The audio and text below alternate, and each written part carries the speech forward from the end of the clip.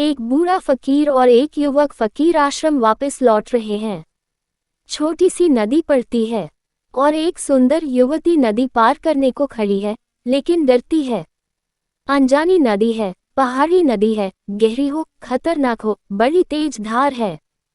बूढ़ा सन्यासी तो नीचे आंख करके जल्दी से नदी में प्रवेश कर जाता है, क्योंकि वह समझ जाता है कि यह पार होना चाहती है।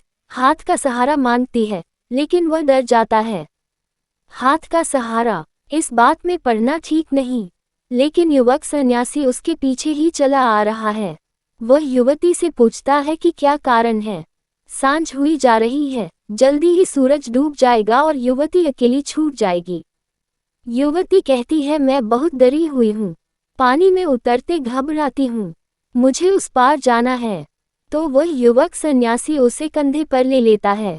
बूढ़ा सन्यासी उस पार पहुँच गया। तब उसे याद आती है कि मेरे पीछे एक युवा सन्यासी भी आ रहा है, कहीं वह इस झंझट में न पड़ जाए।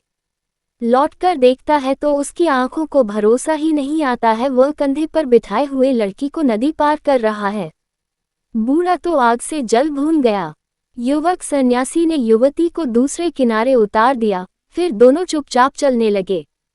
2 मील तक कोई बात न हुई। 2 मील बाद बूढ़े को बर्दाश्त के बाहर हो गया। उसने कहा, ये ठीक नहीं हुआ और मुझे गुरु को जाकर कहना ही पड़ेगा, नियम का उल्लंघन हुआ है।